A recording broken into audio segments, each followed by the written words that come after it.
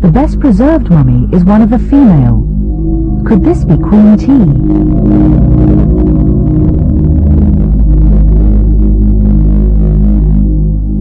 T must have been over 50 when she died. Tests show, however, that the mummified woman could hardly have been more than 35. That was the age at which Nefertiti died.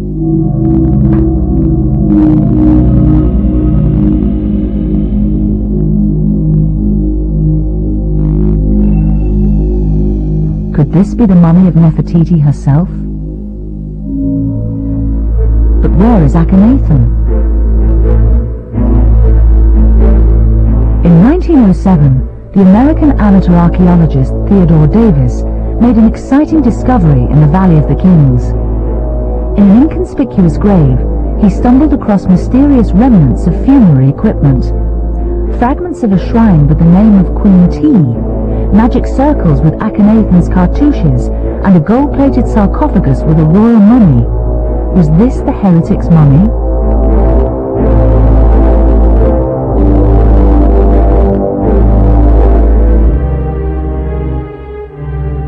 Meticulously, the priests had removed the gold death mask with the pharaoh's features. This king was not to be identified. Even the main cartouche had been destroyed.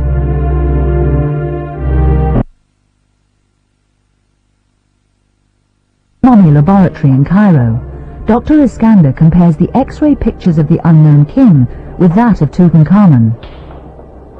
The two skulls are so similar that they have to be closely related. Father and son? Tutankhamun and Akhenaten. The mysterious king died at the age of 20, too young to be Akhenaten. And this one is for Tutankhamun.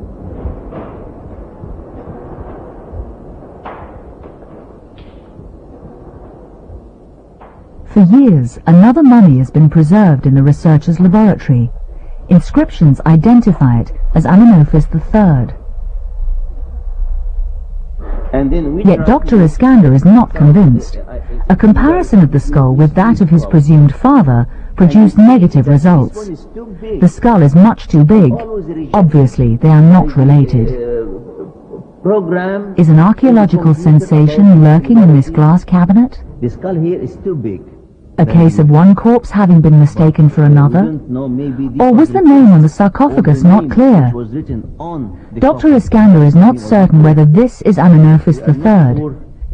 It could actually be Amenophis IV, Akhenaten. Maybe Amenophis IV.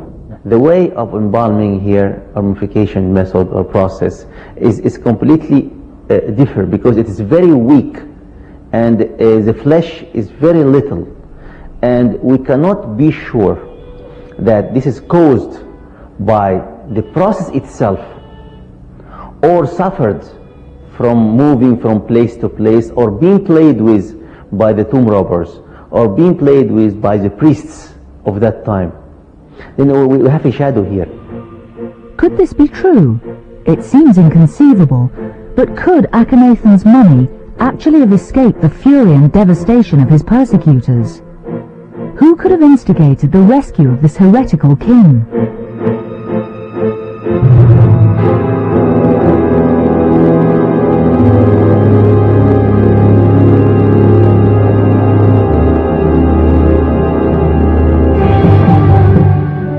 There is only one possible candidate, the only pharaoh whose funerary equipment survived in its entirety for thousands of years, because later grave robbers knew nothing about him.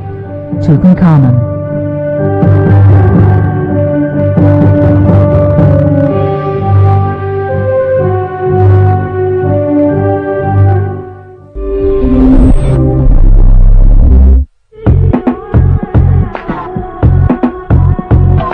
Secret societies, ritual sacrifices, macabre burials. This is a god who's known as the Decapitator. Egyptologist Kara Cooney explores tombs and temples around the world. No! Look at this! To discover how ancient civilizations are linked together. Some of the answers may lie in religion or politics. Out of Egypt, a new series, Sundays at 6:30 on Discovery World.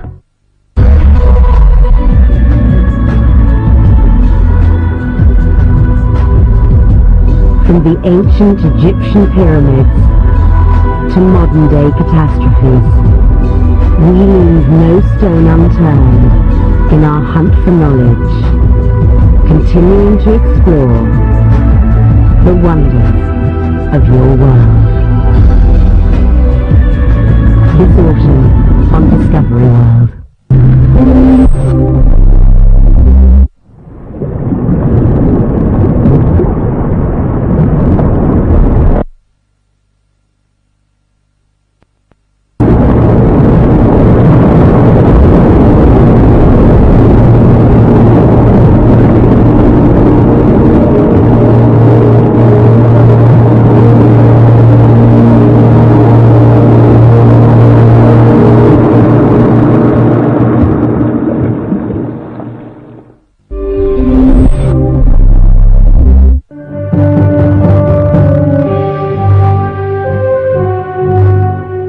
Tutankhamun's shrine proves that he restored the worship of the old gods, and yet, like Akhenaten, he also fell from grace.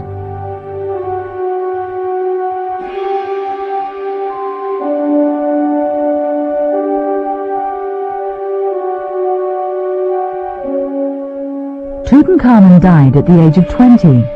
An accident? Or was he murdered because he had tried to save Akhenaten's mummy?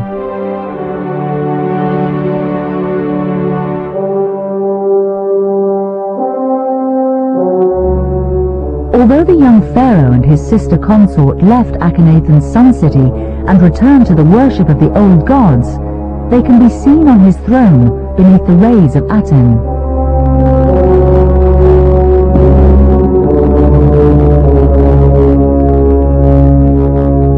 Was Tutankhamun killed because he and his wife clung to the religion of Akhenaten?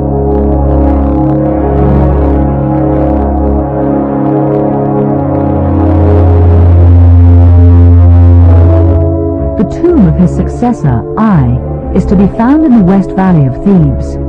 He married Tutankhamun's widow and ascended the throne. In his tomb, there's not a single trace of the heretic's solar cult. Here too, the iconoclasts had left their mark. There are huge gaps in the wall decoration. No sign of a king's figure or even his name. Amun was once again the king of gods.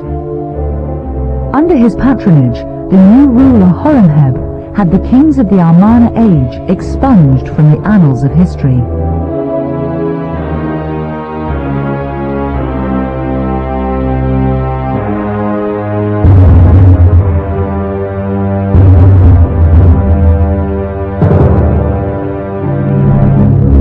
In Karnak, Horemheb had huge buildings constructed in honor of Amun. The entire Aten temple was walled up inside them, its masonry used as filling material.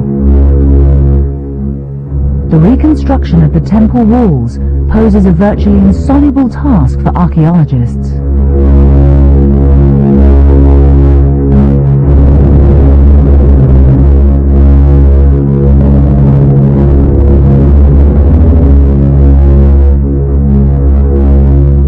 Akhenaten's vision of one true God had failed. After his death, he reaped the violence which he himself had sown. His legacy was ruthlessly destroyed.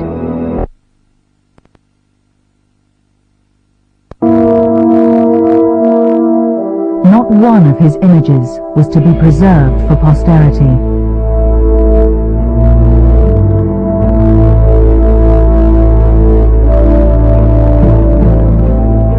The priests in the temples of Aten had to flee for their lives.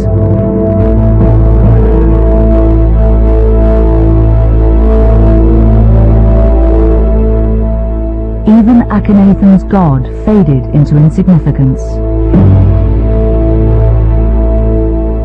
Yet the idea of monotheism lived on. Akhenaten's vision of a single supreme deity was to conquer the world.